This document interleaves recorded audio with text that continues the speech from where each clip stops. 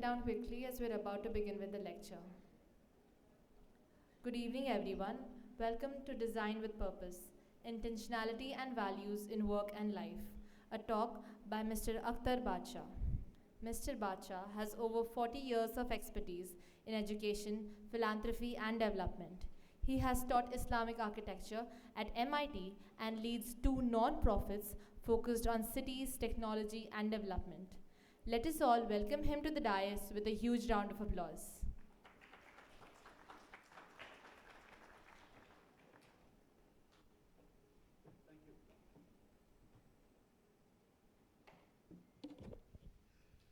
Good afternoon. अरे कुछ तो बोलो यार. It's like same thing. You guys have never taught people to respond. हमारे जैसे ही ऐसे. By the way, I'm 75 batch. Okay, very different school at that time. I've come back to CEPT after, I think about 16, 17 years. I was last here, so it's just fantastic to see the change, and I have some of my batchmates here and some of my seniors also here. If you don't like my talk, please blame Jinraj because he forced me to come. If you like my talk, then it's because of me. But in any case, I still don't understand. Why are you at the very end there? When there are all these seats here? No, because I have to turn my neck like this. Thoda se yahan aa jao. Come, please come here. Move in the center so I can at least see you all. Huh?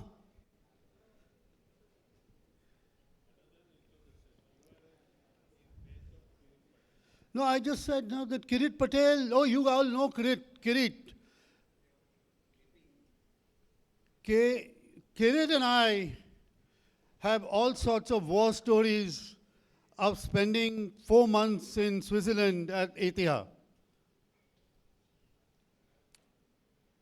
So here is my story of Kirit and Hemant Shah and myself and Rita. We all arrive in Frankfurt on a flight. And we are all thirsty after the flight, and we go to the train station to take the train to Zurich, and we walk up to the whatever booth to get some water. Now here you just drink water. There we had to pay for water. And at that time it was, I think it was $1 or something like that. And Kirit and Hemant, they're going to charge us $1 for water. I have only $12 of exchange. How am I going to get water? So we all kind of decided to go find a tap so we could have water. This was a poor state of, Indian exchange students going at that time. I hope the situation has actually improved when they send you. I know that exchange program has been going on since that time. We were the first batch that actually went to Zurich. So that's my story with Kirit. So let me just give you a little bit of my background as to why I'm giving this talk. So as I mentioned, or as was introduced, I'm an architect. By training, I graduated here from CEPT. I went to MIT and did my master's and PhD. I taught there for a decade at the Aga Khan program for Islamic Architecture. And then life kind of unfolded, and I got this opportunity to go work for a nonprofit in New York, which was focused on mega cities, these large cities. So I took that opportunity. My wife was also an architect from Delhi School of Architecture, SPA. She had changed her field and had done computer science and design. I got an offer at Microsoft in New York, so we kind of moved to New York.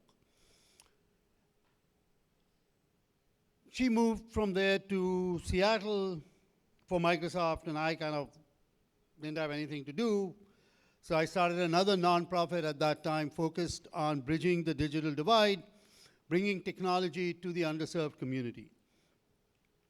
And from there, I was asked by Microsoft to come and run their corporate philanthropy program, which I ran for a decade. And now I teach at the University of Washington,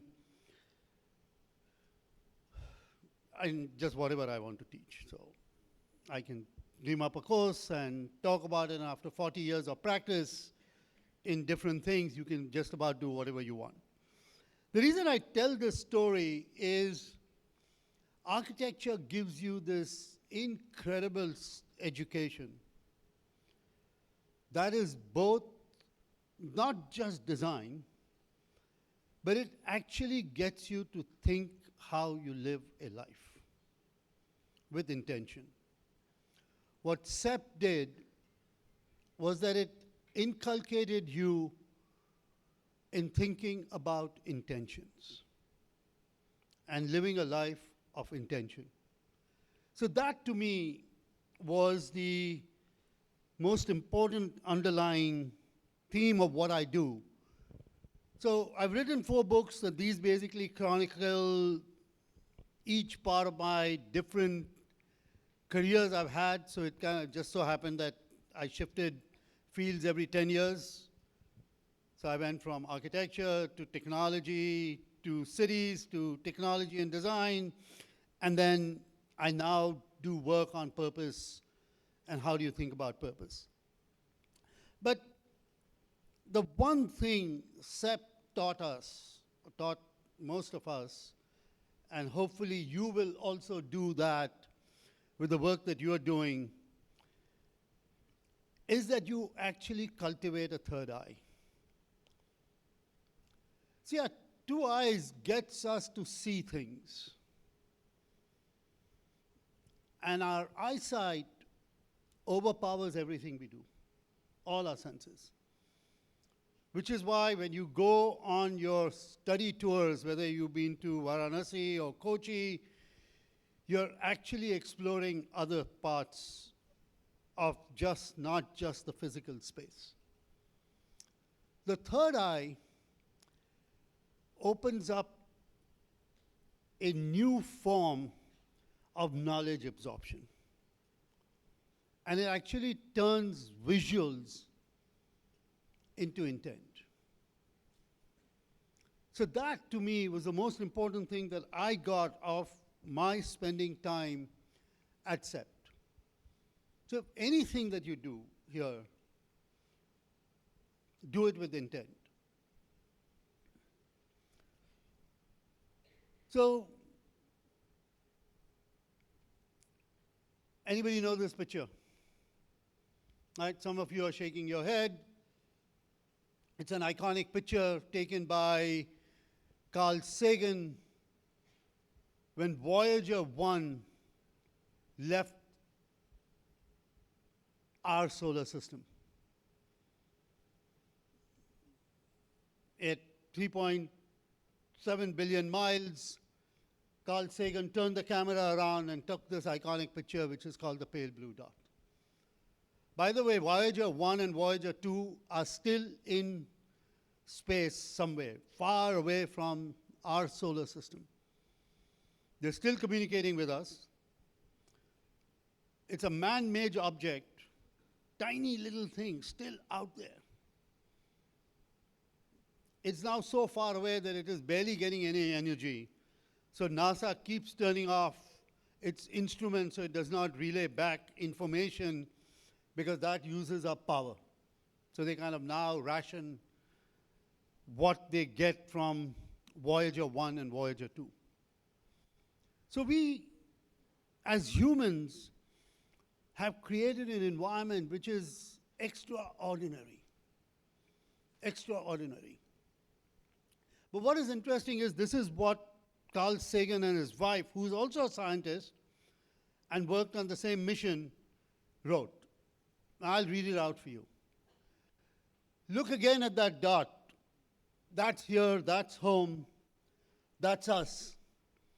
On it, everyone you love, everyone you know, everyone you've ever heard of, every human being who ever was, lived out their lives. The aggregate of our joy and suffering, thousands of confident religions, ideologies, and economic doctrines, every hunter and forager, every hero and coward, every creator and destroyer of civilization, every king and peasant, every young couple in love, every mother and father, hopeful child, inventor and explorer, every teacher of morals, every corrupt politician, every superstar and supreme leader, every saint and sinner in the history of our species lived there on a mote of dust suspended in a sunbeam. So that's why we exist. We only exist simply because this pale blue dot exists. And every single thing you do, every single action you take, must be to ensure that this pale blue dot continues to survive and support civilization as we know it. Right? So what is our purpose? What is the purpose that we all have to ensure that this pale blue dot continues to function and support us? So purpose is your why. Purpose is the dharma. It is why you exist, to practice as an architect, why you exist to, I don't know, you might become filmmakers. You might discover the power of technology and AI in design, and you may go into a very different field. But that's your what and the how. But purpose is the soul of what you do and how you figure out what that is. And that is very important, especially as designers. Because you're not simply creating buildings or artifacts or edifices, but you're creating something that is going to be a living entity. It is going to be occupied by living things. At the end of the day, even if it is not humans, and if it is overrun by ruins and it becomes ruins, it will still be occupied by things that are living. So how do you think of what it is that you're going to do? So purpose is a choice, right? And it can be experienced in anything that you do because it is the why that you have discovered and not just the what and the how. And at the end of the day, purpose allows you to create bridging networks that overcomes exclusive echo chambers, which is what we are now living in, especially in the age of social media. So how do we think of not just who you want to be, but who you want to serve? Whether you're a designer, whether you're an architect, whether you're a technocrat, whether you're a CEO, whether you're a business leader, whether you're an entrepreneur, and in some ways, as an architecture and design discipline, you will be doing all of that. Right? So if you're going to start a practice, you have to be an entrepreneur. If you're going to run a business, you've got to run a business. You've got to design. So there are multiple skills that you will do, but you have to figure out how you're going to do that in a way that it is not just focusing on the what and the how. Now, from a business perspective also, I do this work with lots of businesses where we actually get them to craft a purpose statement. Most businesses have a mission and vision statement, and when I ask them what's their purpose, they actually have no idea. Why did you become an architect?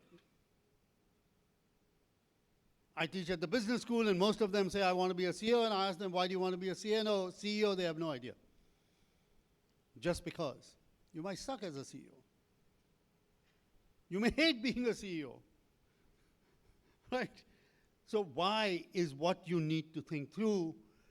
And purpose is the reason why you exist. It's the core of your belief systems, and it actually goes beyond making money. Now, this is what we've been taught. We've been taught to do, which is to study, to work hard, to struggle.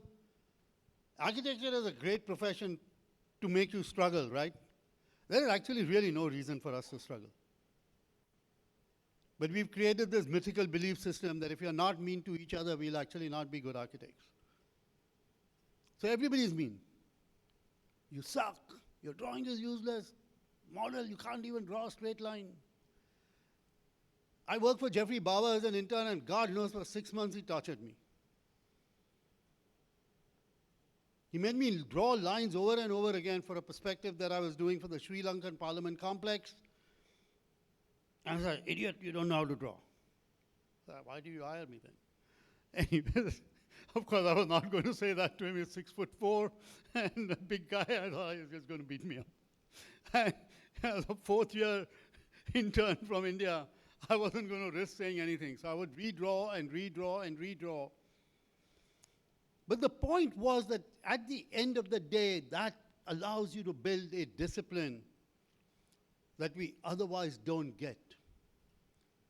So yes, there is no need for any of us to be mean, but there is some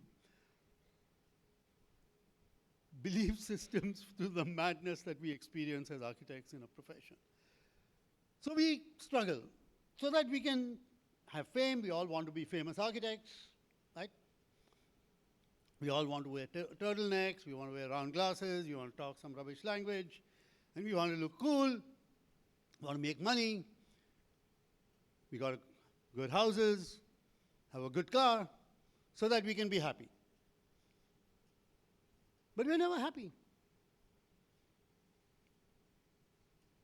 If you really want to be happy, be on drugs. No, seriously. That's why people are on drugs. Because they cannot actually manage going from being happy and sadness. Because you cannot experience happiness without a measure of sadness. There is no night without day. There is no day without night. But we chase happiness. So what if we flip that and instead have a more purposeful way to live, where your being, which is your well-being and authenticity, is what you are focused on first and foremost, where you're showing up with your strengths and values in whatever you do, which then allows you to actually do, which is lead a life of contentment, fulfillment, and meaning. So how do you infuse meaning in whatever you land up doing? In my book, Purpose Mindset, I identified these 5 principles.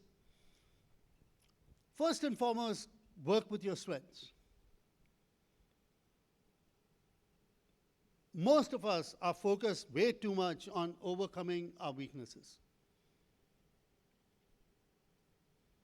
You're not good at this, learn this. You're not good at that, learn this. You can keep going on, and there is never an end. And which does not mean you don't learn, which does not mean you don't acquire skills, but start focusing on what are you good at. What are you good at? What are your strengths? And how do you show up with strengths? By the way, it's a neurological phenomenon. Jinraj was talking to me this afternoon about my right eye. I've been squinting my eye since birth. And I got a surgery done when I was 7 years old. It's a muscle that holds your eyeballs, which becomes weak. And then it was fine. But with age, that muscle loosens, and the eyeball then moves again. About 10 years ago, I was in Chandigarh. My brother-in-law looked at me and said, "Man, you look ugly. So let's go fix you." Again. So he took me to an ophthalmologist and said, "Yeah, iska aag ko kuch karo." So that guy said, "Yeah, I do these operations all the time. It's just 45 minutes, outpatient, and it'll be fine." So I said, "Okay." So he said, well, I can't touch your right eye. So I said, what the heck are you going to do then? You make me look like this or like that? Because he said, I have to work on your left eye. He said, no, I'm going to trick your brain. Strengths. Your body functions with strengths far more effectively than weaknesses, and it's called the mirroring concept. So focus on your strengths. Second, we spend way too much time focused on the lack of resources rather than focusing on putting on a lens of abundance. Start something. If you have an idea, if you have something that you find full of meaning and purpose, start. Resources will come. Nobody started anything by just getting everything first figured out or having lots of resources. So start. Third, we spend way too much time focused on being efficient rather than being effective. It's not about picking the right, it's not about doing things the right way, but it is about picking the right thing to do. And how do we distinguish that? We focus way too much on being efficient. And now technology is allowing you to be extremely efficient, and then you forget about the effectiveness of what you're doing. So how are you marrying technology, which is allowing you to do your drawings faster and which is allowing you to do much more things, your calculations, but how are you then not forgetting the intent of what you're trying to do? And that's effectiveness. Fourth, we're not just creating organizations. We actually are now in the age of creating movements. And movements only happen when somebody conducts it, somebody catalyzes it. You don't lead a movement. So how do you develop those skills? And finally, how do you move on the path of being generous to empathetic to compassionate? Kailash Satyarthi, who won the Nobel Peace Prize, once told me that compassion is the innermost circle, surrounded by empathy, which is then surrounded by generosity. Most of us will be generous, helpful to others.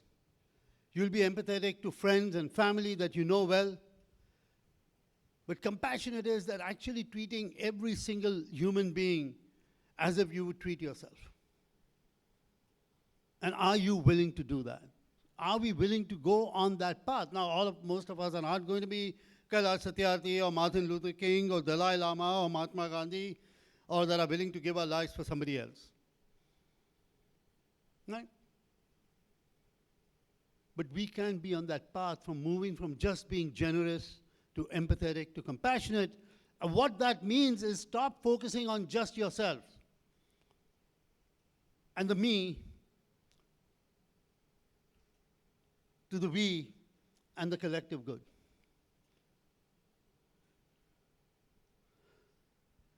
So I'm going to talk a little bit about design with purpose.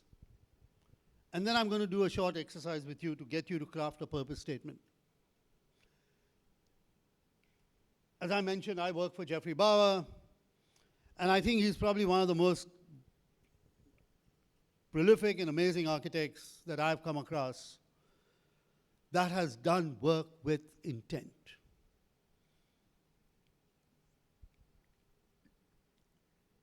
This is the building I worked on, which is the Sri Lankan Parliament Complex. This is the house that I worked in, which was his house. This is part of his office. And the only reason he made me draw these lines all the time, perspectives, I would actually create perspectives of this building. I would show him. Every day I would create a new perspective, would take a look at the paper, he would tear it up, throw it in the dustbin and say, go draw it again. Now, do that. Throw it up. And then one day, he said, come, let me show you a perspective. I said, okay. So he took out this perspective, which was done by Mitsui Corporation, which was the builder of the building. By the way, this is 1980. CAD/CAM had just come out. And then they had done all the building drawings using CAD/CAM, including all the perspectives at every single level, and said, look how beautiful this is. So why the heck did you make me do all this work? He said, I only wanted you to experience how you put your pencil on paper and the pressure you put in to start understanding the differences of all the curves that I've made in the building. That is learning with intent. So don't just use your technology, draw. Use your pencil. Graphite is a fantastic medium which allows you to get a haptic sense of what you're doing. Of course, you would not be here had not been for Doshi and his genius. This morning I visited Sangat. By the way, that place is unrecognizable. That whole area, because that poor little Sangat is surrounded by all these buildings and it looks so weird. And there's a metro going on top of its head. But yet the minute you enter the space, I don't know, have you guys gone to Sangat? Yes? No? All right, this evening, whatever you do, go visit it. Or call up Rajiv Katpalia and Radhika Doshi and say, we want to come and visit Sangat. Because there is something that is there as you enter. There is a quote by Doshi which you all should all read. And he talks about the sense of space and light and how intent comes through that. Now, just because you do things with intent doesn't necessarily mean that all aspects of time it will continue to function.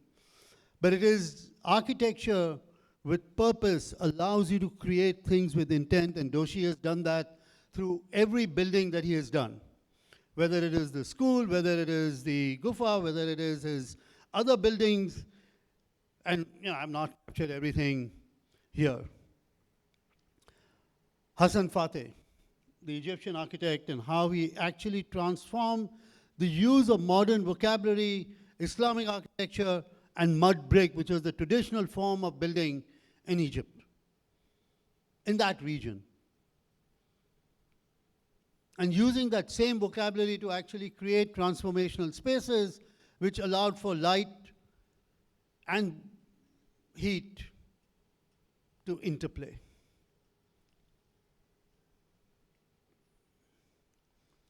This is a more recent building, which I hope some of you are familiar with. This is Marina Tabassum, who has just designed this mosque in Bangladesh. And as you can see, I was just talking to Jinraj just now, where we were just talking about sacred spaces and how sacred spaces actually change your physical being and really transcend you into a space that is completely different. And it is not religiosity. It is spirituality. And how do you evoke spirituality in a place? And that is exactly what she has done with this very simple medium of bricks and fenestration. And that ability for light and play allows for transformation to take place. Mystery architects, whose work you know with the SOS Village, again, a scale for kids, orphanage. And here I have two buildings that I'm going to show that are actually focused on kids and how different architects have actually looked at it in different ways, in different geographies. And here you are really responding to a climate, a traditional building material, and then created spaces that can actually become much more amenable for young people to be part of. The RTS studio by Fale, which is the Fale Marker House in New Zealand, a simple A-frame. This is just a simple A-frame which is actually full of intention. There's nothing fancy about it. So how do you take the most basic form of design and architecture and just turn it into something that is both utilitarian and symbolic?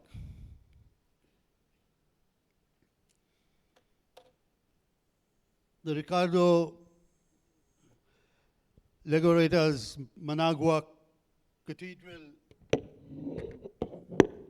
in Nicaragua. Sorry, I'm going to have some water. It's dry.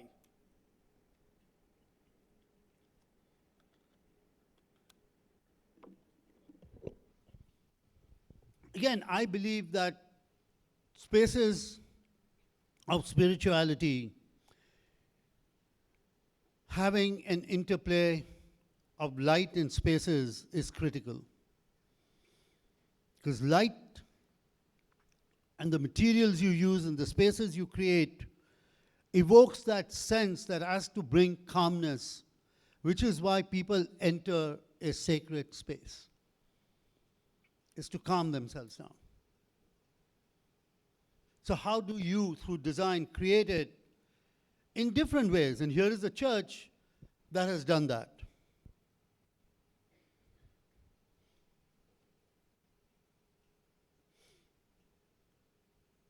A school in Burkina Faso, again using bricks and fenestration. Just a rectangular building. No fancy shapes, no fancy structure.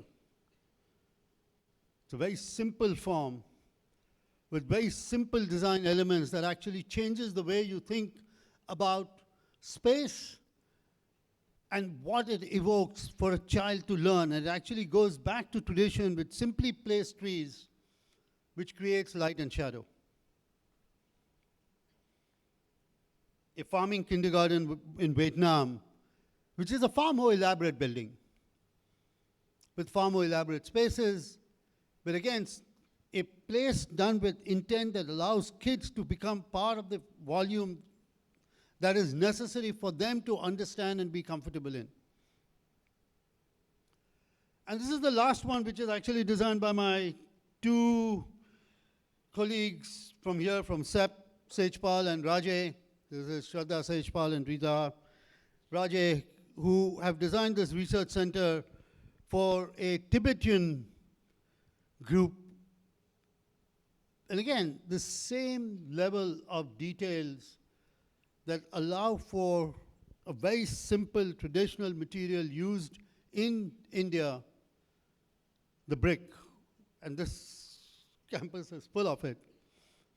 And how do you create spaces with brick, with some jolly work, and then layering of the material? So intent is very important before you start designing. And how do you ask the question, why? Why is it that you are creating this space?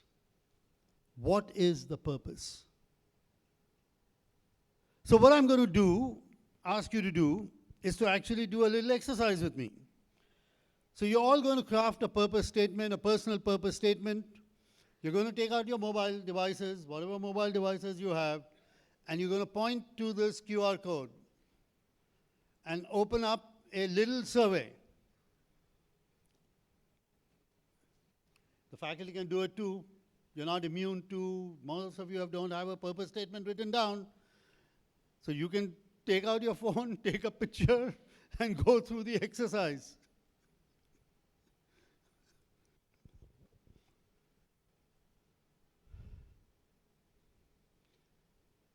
Everybody open up the code.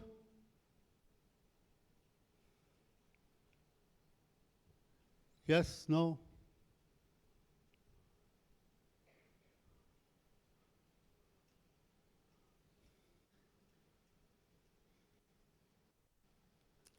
You got the code? Yes, no? Because I need to move the slide and then you will not be able to open up the code. Yes? Can I move forward?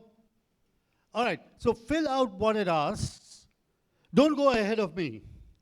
Don't complete it before I tell you to complete it. I will know that you've completed it because my watch will tell me who completed it before I asked you to do, and I will call out your name. So go with me. So what I want you to do is we are actually going to articulate and select from the 20 words that are strengths, 3 words. Pick 3 words that are your strengths. There is an explanation for all of them. So pick 3. We have more than 3 strengths, but pick 3.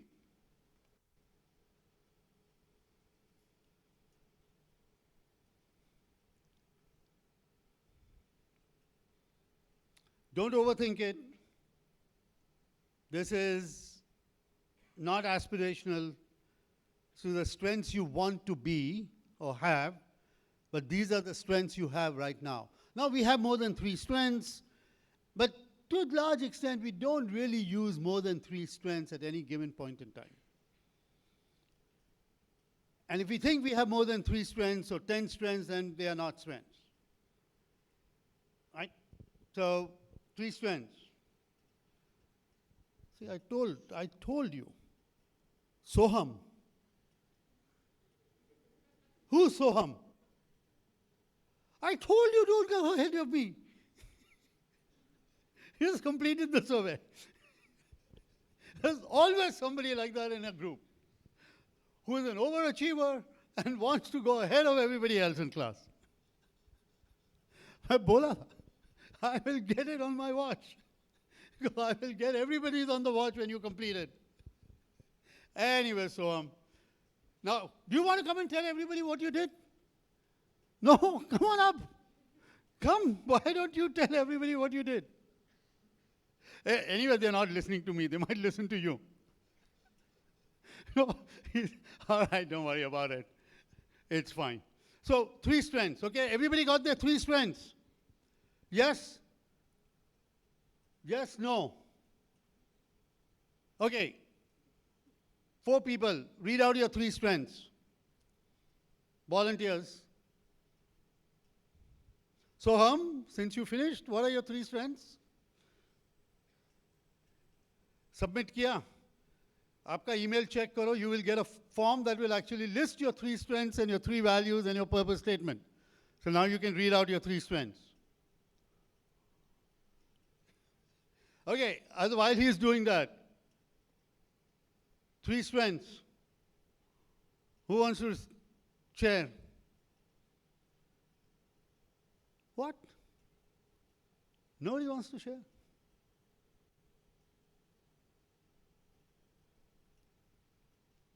Nobody's even looking at me. They're all kind of hiding their faces. All right, do you want me to come there? All right, you, sir, right here. Yes. Read your 3 strengths. Shout it out. Wisdom, adaptable, responsible. How hard was that? Not hard. Right? You, ma'am, right here. Yellow shirt, whatever, beige, whatever you're wearing, right here. Read out your 3 strengths next to the man with the yellow hat. Great. Right here in the center with the flowery shirt.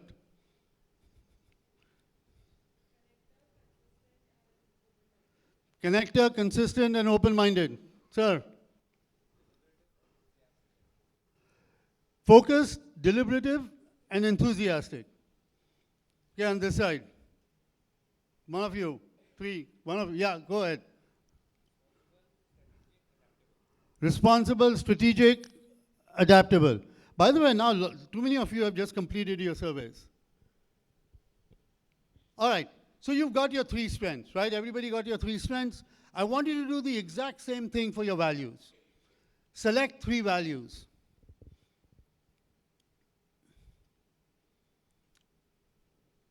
Three values This time, hopefully, more people will be willing to share. When I do this for high schoolers, they all stand up. Me too, me too.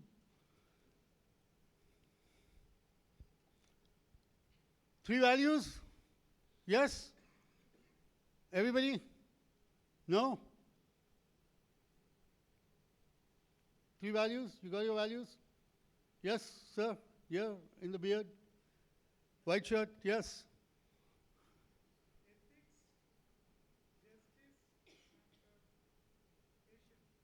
Patient, ethics, and justice. On that side, anybody want to share your three values? Yes. Caring, kind, trusting. Here, somebody here. Who wants to share? Yes, ma'am.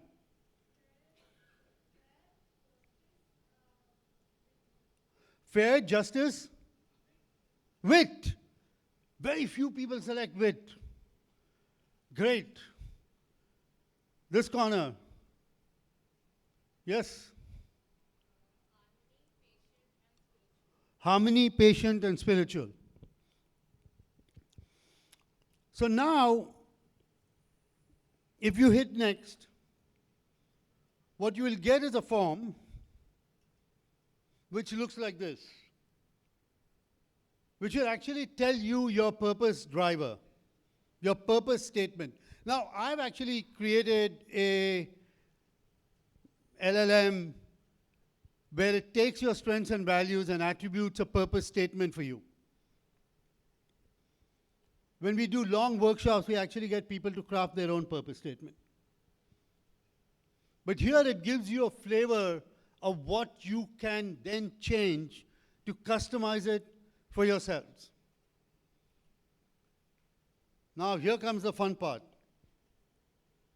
Who's actually willing to read out their purpose statement?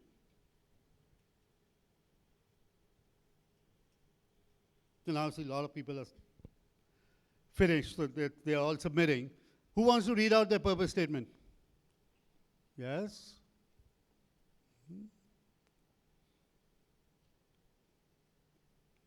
Somebody?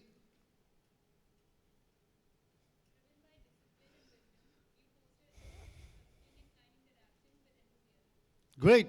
Somebody give her a clap. This is a brave person. All right, next. Who wants to read? Come on.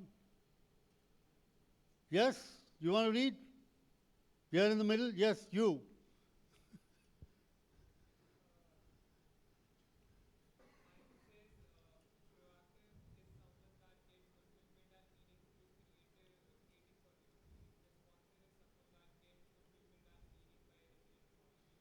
Great. Thank you. All right, one more. Yeah. Wait. You're too soft. Cannot hear. Let me give the mic to you.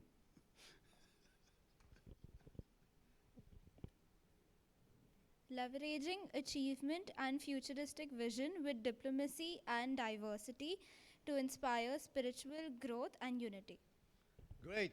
Round of applause. अरे कितना tepid applause है यार, come on. Yeah. You don't want to speak and then you don't even want to applause. Lazy people.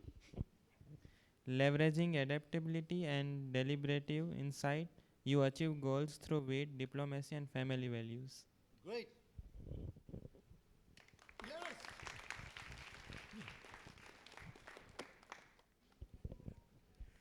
Using strategic wisdom and analytical skills, you appreciate gratitude and diplomacy with a touch of wit. Thank you. All right, so you kind of get a sense, right, that your purpose statements are much larger than what you're actually doing. Right? It's not about your work, it's not about your discipline, it's not about the field of study, but it is about how you are going to show up in life. how do you show up in life, and how are you effective in what you do. So now, if you hit submit and go next and hit submit, you will actually get an email with a form that looks like this, which tells you, and I'm now going to show you how you use it. All right, so I'm going to show you how you use it. But before we do that, we're going to do a little exercise. So everybody stand up. Stand up. Everybody stand up and spread yourselves out. Spread yourselves out because you're going to hit each other otherwise. Spread, spread, spread, spread, because you are going to go like this and you don't want to hit anybody. Okay? So spread yourselves out, further out, further out, further out, further out. Yeah, all the middle people. Yes, great. So now you're going to watch me. You people next to each other, you're going to slap each other. Move, move, move, move, move, move, more distance, more distance. Yeah, keep a chair, at least a chair, in between. So watch me, right? And then we'll do it. Just watch me. What you're going to do is plant your feet firmly on the ground. Your feet are not going to move, only your upper body is going to move. And you're going to point out, and then you're going to move like this, as far as you can go. Right? This way. Yeah, and make sure you don't hit anybody. All right, so on the count of 3, hands straight, okay? On the count of 3, 1, 2, 3, move, move, move, move, move, move, move, move, move, move, move, move, move, come back. Now remember how far you went. Now, we're going to shut our eyes. You're not going to turn. No, shut your eyes. Just don't put your hand out. Watch me, watch me. Don't put your hand out. No hands out, no hands out. Hands down, hands down, hands down. Okay, hands down. Now, you're going to shut your eyes. But first listen to me before you do anything. You're going to shut your eyes. And then on my count, you're going to imagine turning. We're not going to turn. We're just going to imagine turning. Right? So, eyes closed.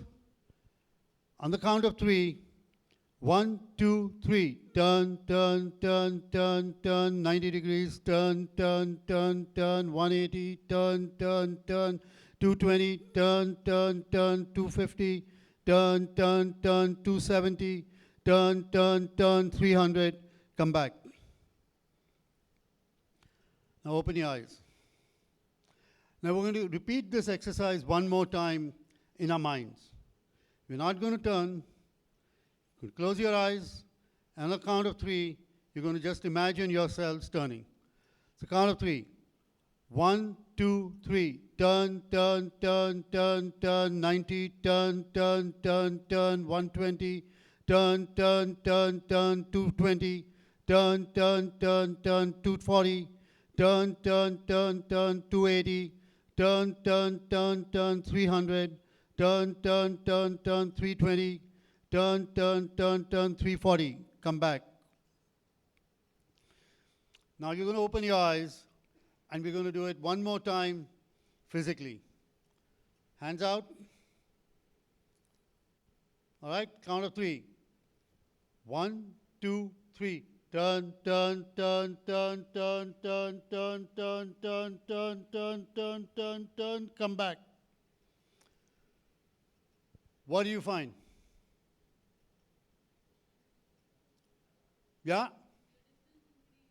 Your distance increased, right? The second time your distance increased. Why did it increase?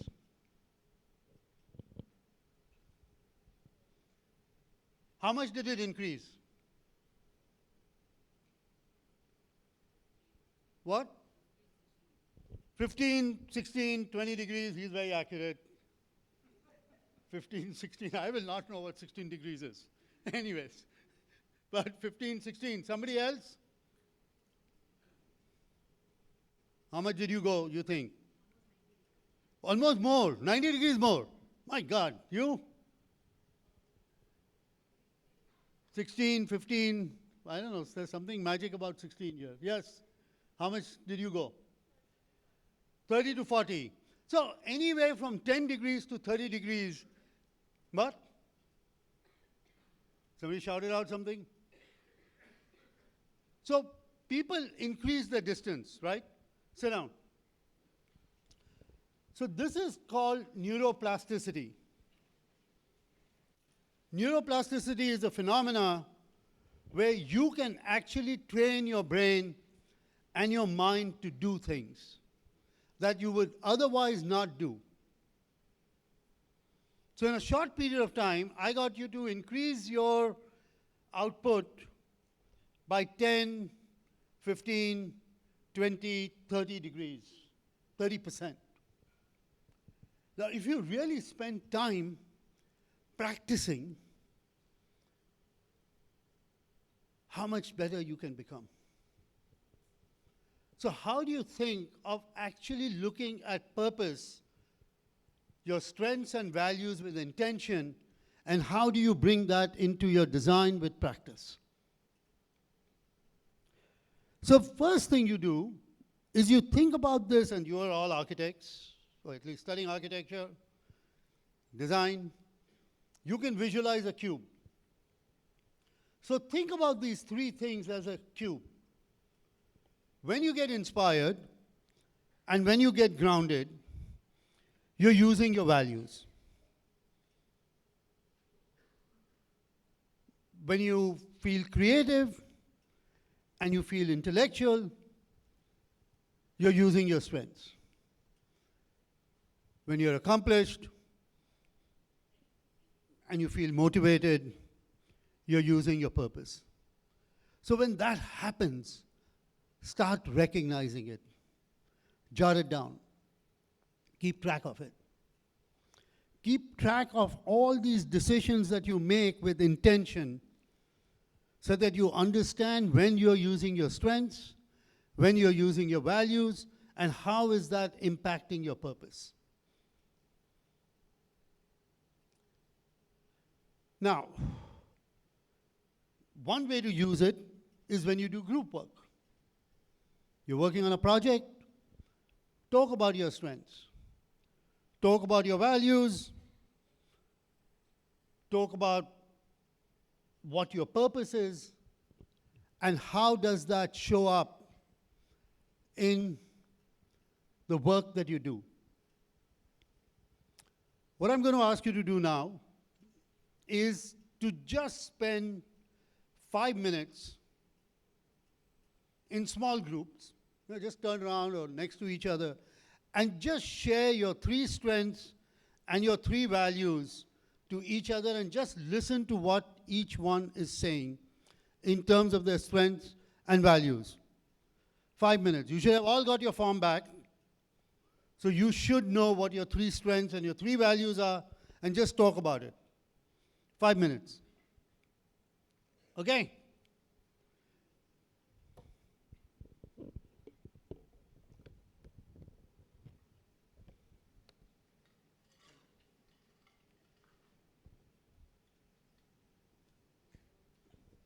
Chat with each other.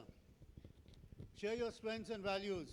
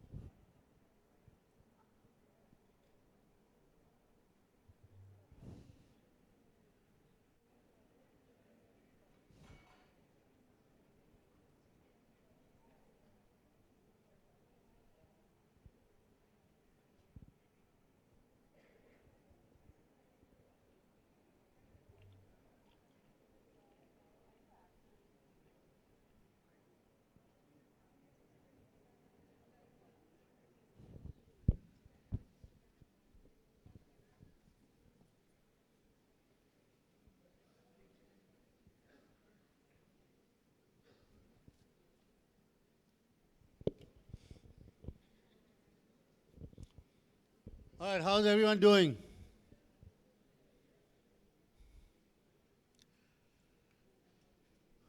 What did you find? When you started talking about your strengths and values, what did you find?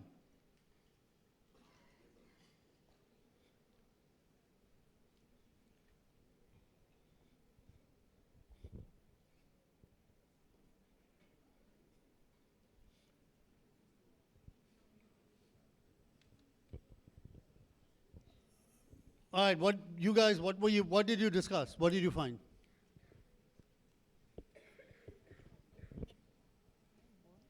So I asked her about like reason for why she think of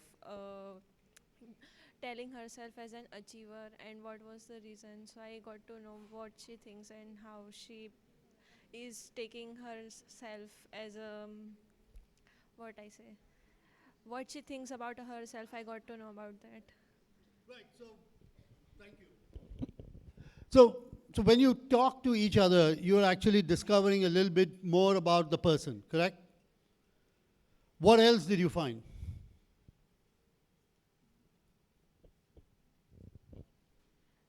I found that she can work under pressure, she is humble, and one could trust her.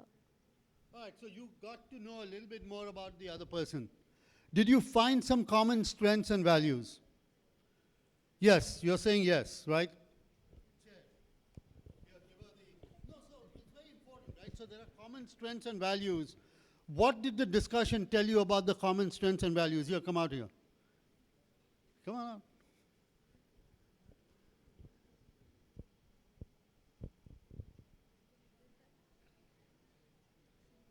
So that everyone, like in the group that we discussed, so they had open-minded conversations, and like everyone is patient and trusting. So that is what I found common. So what you will find is that in a group, people have similar strengths and values. But even with similar strengths and values, the way they think about their strength versus where you think about your strength, the same strength might be slightly different, right? You may say, I am adaptable, and somebody else says they're adaptable, but the way they think about adaptable might be slightly different. So each one thinks about the same strength in a slightly different way.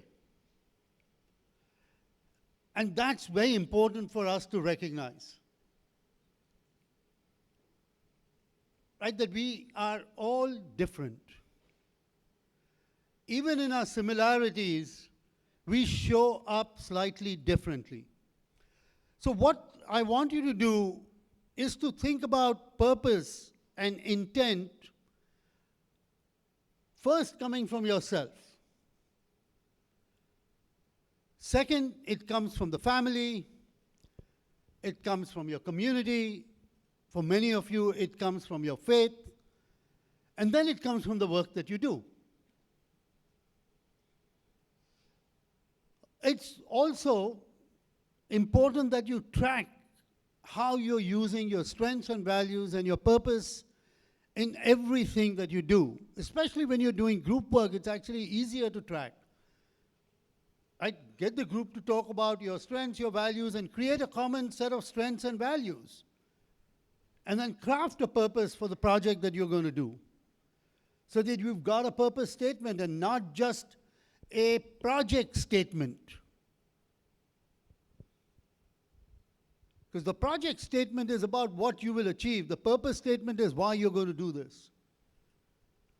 So how do you think about this?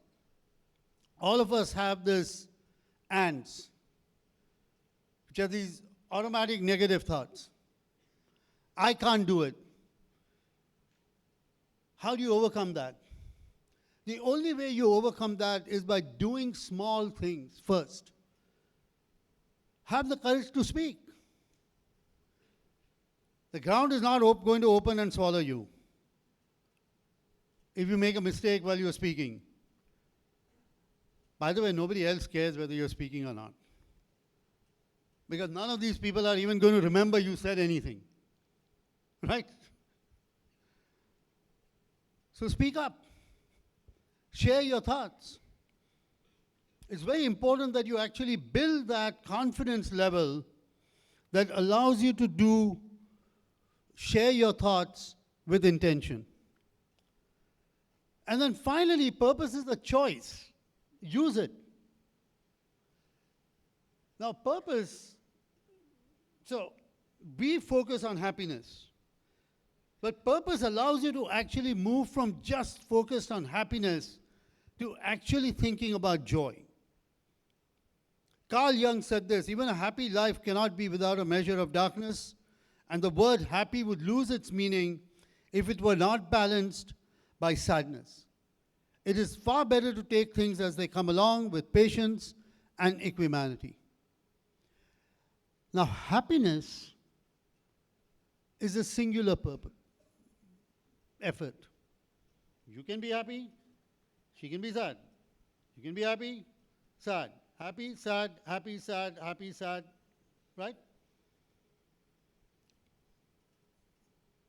Because happiness does not depend on somebody else.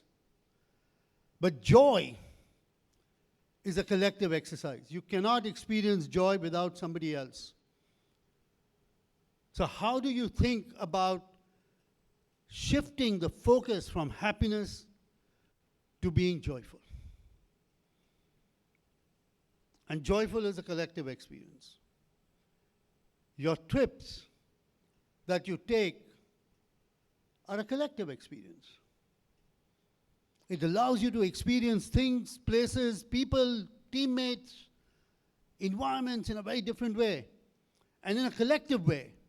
Even though many of you actually come and represent that part of the trip that experience individually through projects that you may decide to share. So how do you think about focusing on joy rather than happiness? So research shows that having a purpose mindset actually is linked to better outcomes, it's greater fulfillment in life, improved health, higher performance, and effective leadership and teamwork. And finding one purpose is a lifelong journey. It evolves with life, circumstances, and priorities. So you're not going to have the same purpose 3 years from now, or when you graduate. Your strengths might change, your values might evolve. So how do you continue to focus on that and internalize it so as those changes happen, you actually start recognizing it? And then you have to ensure that individuals are not a problem to be solved.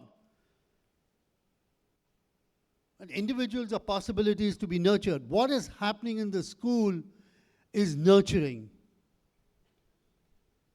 We're not solving a problem. Design is not about solving a problem. Design is actually about imagining a future. You design with the aim to figure out what the future is going to look like. So stop worrying about solving a problem.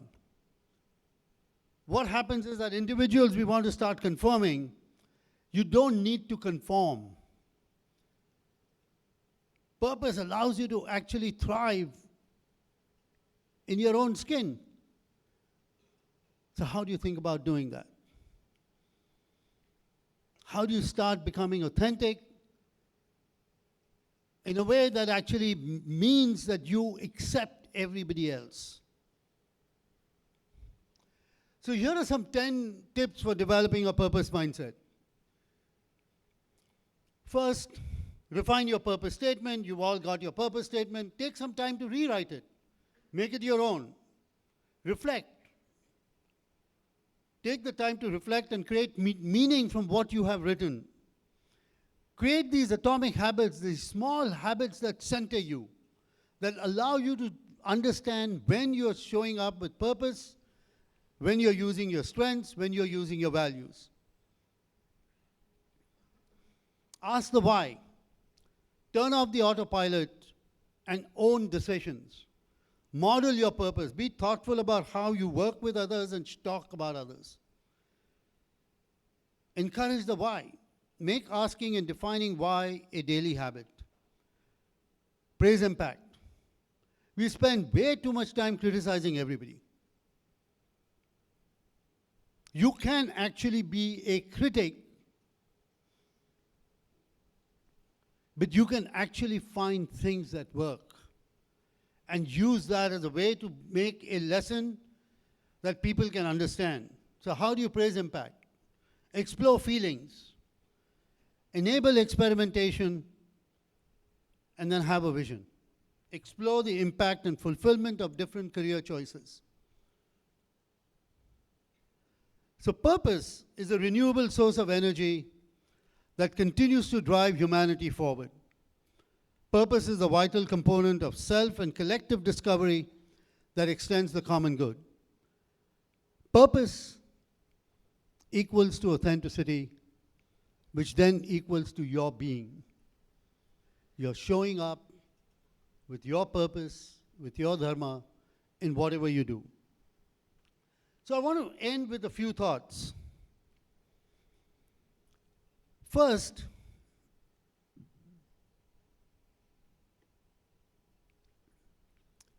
figure out a way that you will have an ending.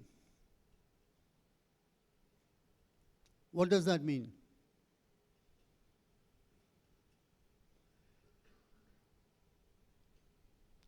In life, there will always be challenges. You will have conflicts. You will have disagreements. You will make somebody unhappy. Somebody will make you unhappy. How do you decide to write that last chapter? Are you going to continue to be unhappy? Or are you willing to move on? Or are you willing to do something that changes the narrative? So think about how do you determine an ending. Second, thrive in complexities. We always want to find things that are simple, but thrive in complexities, because that allows you to push the envelope and stretch how you show up. Third,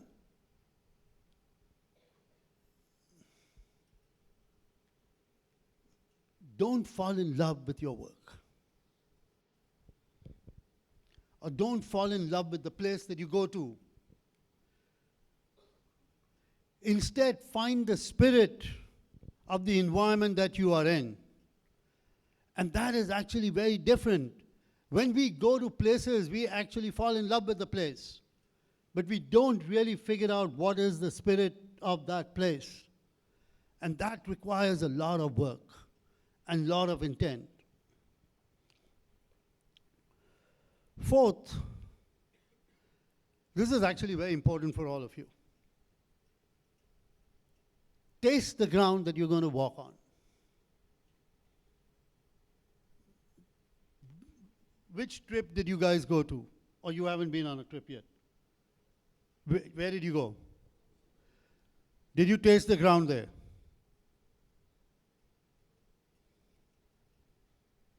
What? No?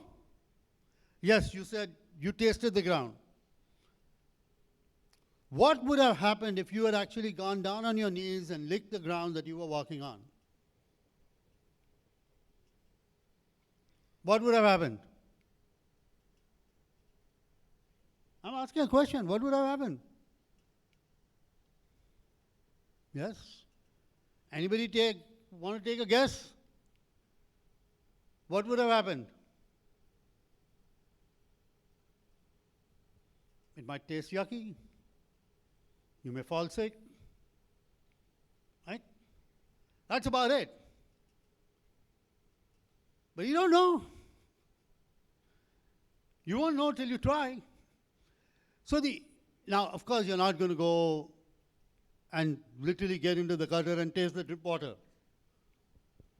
But how do you actually understand the deep context in which you are there and not just record the observations that you're making. So how do you go deeper into understanding that you will never be able to walk in the shoes, in somebody else's shoes? You'll never be able to walk in somebody else's shoes. So how do you determine that spirit of the place? And that actually creates good, purposeful, intention-driven design. When you start understanding the environment in which you are, the culture, and the final advice I will give you is don't ever say no. Don't ever say no. Because if you say no, a door closes behind you. If you say yes, a sliver of a door opens up. And then you don't know what is on the other side. You may love it, you may hate it. But at least you get to experience it. Don't say no. Say yes. Design with intent and purpose. Thank you very much.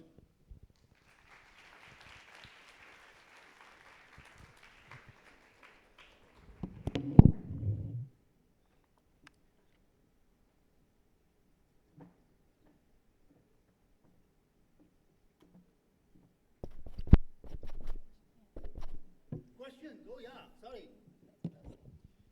Questions? Any questions? Anything? Life? Why am I doing all this mad stuff? Anybody wants to connect with me on LinkedIn, please do so. Ask away. Yes.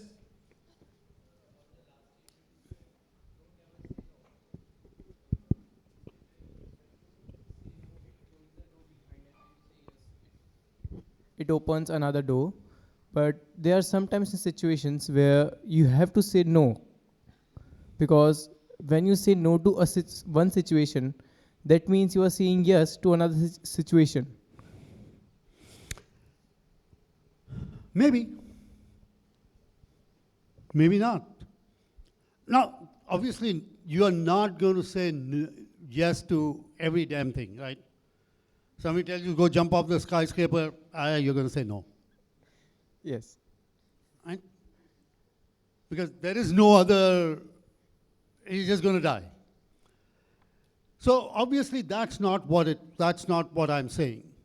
What I'm saying is there will always be opportunities that will come your way that you may not realize are opportunities if you don't say a yes. So how do you actually start saying, yeah, I'll try it out. If you don't like it, don't do it. But at least you've tried. And my career has only been because I've said yes. I've never applied for a job. I've never sat for an interview. So when students come and ask me, hey, how do I get a job? I have no idea. Anybody comes to you and says, ask you something, say yes, and you'll be fine. But the point being that a yes allows you to explore something more. So how do you make that decision, right? When are you saying yes? But invention only happens, creativity only happens when you say yes. If you don't say yes, there is no creativity. So the idea of a no actually stifles innovation and creativity. Any of the inventions that have happened because people did not take no for an answer. They just went and did it. And they got thousands of no's, but they still went and did it. So how do you build your system to actually say, I am willing to try, even if I fail? One thing is guaranteed for all of you. You were born, you will fail, you will die. That is the guarantee. I cannot guarantee you success, but I can guarantee you that every single one of you will have some setback somewhere in your life. And then we are all going to die. Unless AI suddenly takes us all over and we'll become cyborgs, and that's a whole different thing. So those things are clear. So how do you actually recognize not taking no for an answer and turning something into a yes? So that's a long-winded way of answering it, but great question. Any other question? Sir? Yeah. Yeah. All right, sorry. Stand up so I can see. Yeah. So you mentioned identifying how to not fall in love with a space. Could you please elaborate on that? Yeah. So when we go, like you all went to Kochi, we all start loving something, right? We look at space and we say, oh, this is beautiful. This is so attractive. This is so well designed. And you fall in love. And then what happens that you're actually not looking at the intention with which that space was created. So that's how do you figure out when you go into a space, what is the intention behind and discovering the spirit rather than actually just getting overwhelmed by what your eye takes in. Your eye takes in everything. When I was teaching at MIT, I would actually take my students to the north end and blindfold them and leave them there for 3 hours in this community and just get them to listen to the sounds and the smells. And then come back and write an essay on North End. No physical description. And then from that, start creating the spirit of the place. And you will see such a great difference because you're hearing sounds, you're tasting. I would actually go into these neighborhoods and charm these people and say, hey, please feed them something. These old ladies would come and feed them a nice cannoli or a pizza, and they would suddenly get a taste of that place, of that community. So how do we then start discovering what that place is, which is more the spirit than describing, oh, I love this color, this is this tiny narrow streets and there's wonderful light coming through, without really understanding the deep meaning of how people live there. So that's the way to kind of think about it. But a great question. Yeah. Yes, Matt. So you mentioned how we should be journaling about our strengths and weakness, our values. So I've been journaling for quite a few years now, and I feel like every time I journal, it's about me trying to climb a ladder, trying to achieve more and more. But I feel like that approach is also not working. So what is the right way in which we can actually have a good outcome and, you know, make use of our habits of journaling? How do we journal with purpose? Yeah, so that's a great question. I mean, of course you should be looking at what progress you want to make in your career and how are you going to grow and how are you going to thrive. But what I'm saying is that rather than just focusing on the what and the how, start focusing on your strengths and values. What is your purpose? And start noting that down. To be honest, you know, I studied architecture, right? I mean, I went and studied architecture. I was fortunate enough to get into MIT. And it's just luck, right? I mean, I only applied to one school. They would have taken me, they would have not taken me. You know, my life would be completely different. I mean, I went with all the intentions to become an architect, right? I was going to design buildings and I was going to do all this cool stuff. But life changed, shifted. And what I discovered in that shift is that I was not just made to measure success by the number of ladders I climbed, but how I was adding value to anything that I was doing. And if I was adding value, then there was meaning in whatever was being done, whether it was teaching, whether it was writing, whether it was doing my art, whether it was speaking, whether it was teaching at the business school, whether being a philanthropist, whether it was giving away money. These all became experiences that I would have never discovered had I just thought of climbing a ladder. Right?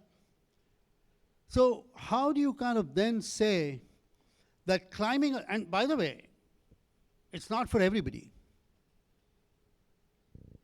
Right? For some people, it is climbing the ladder. And that's fine.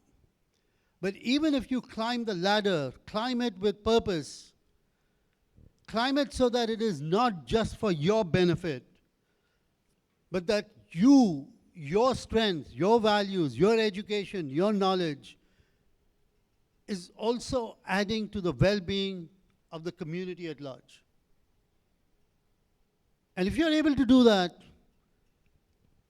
then you're living a life of purpose. Then you're living a life with intention. And that's really what you want to do, is to live a life of purpose and intention. The people who are here that are teaching you are doing that. People who've created this institution are doing that.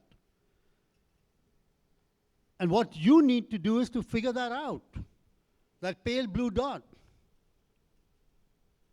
How are you going to add value in what you do so that that pale blue dot continues to exist? Depending on the career path you may choose, it may show up in multiple ways. But it's not just about a career. It is about in everything that you do. The way you talk, the way you behave, the way you make friendship, the way you travel, the way you eat. Intention becomes very important. And by the way, it's not that easy. It's not like I do this, everything I do is with intention. That's just foolish. I also eat a lot of junk food. It's good. Tastes good. It's not good for you, but not everything you do is good for you.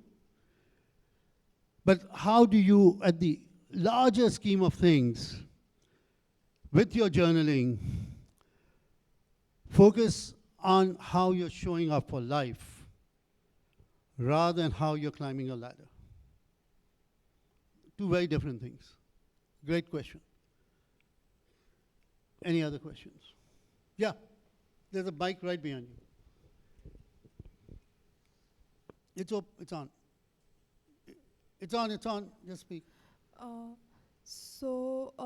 You mentioned like focusing on what your strengths are, but sometimes when I focus on like my own strengths too much, I feel like I get trapped in a bubble where I don't like pay enough attention to my weaknesses, and like you said, I'm saying no to like. That's a very good question.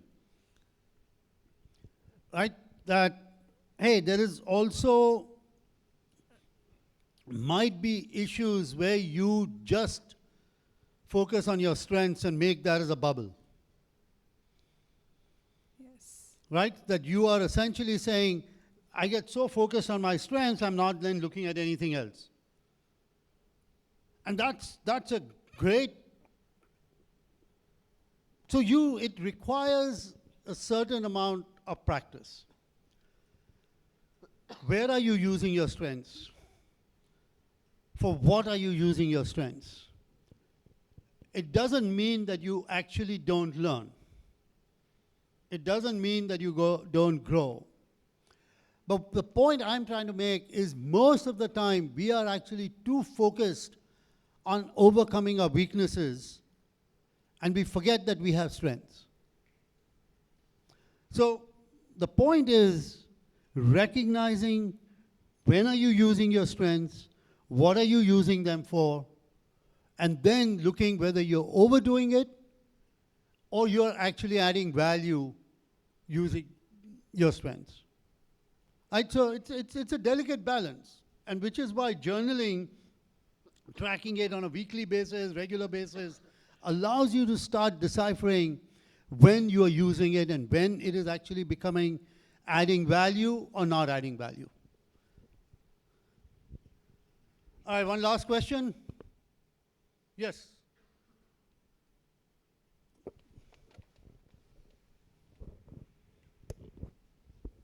Sir, do you think your purpose can change in your life? Like the purpose you had as a kid or as now? I didn't even know what my purpose was as a kid, man. Nobody was talking about it. But which is why it is very important to understand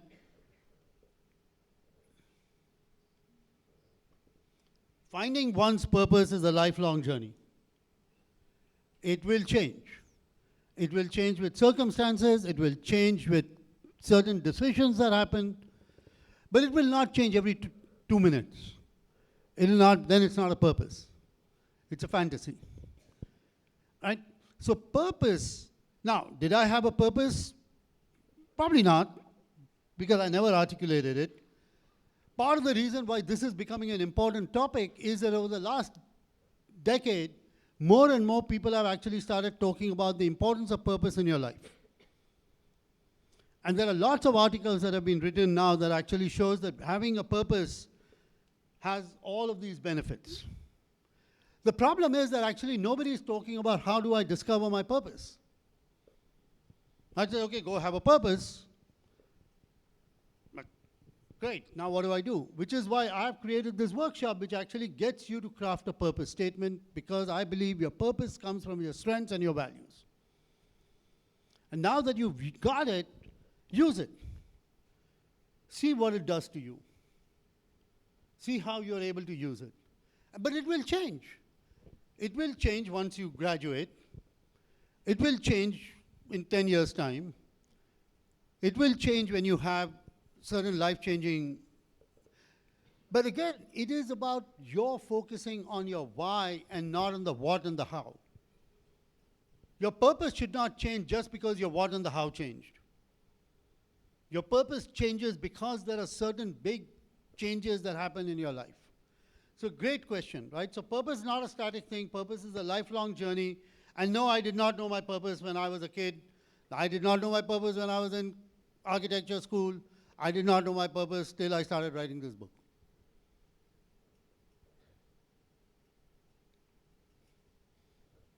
So, yes, thank you very much.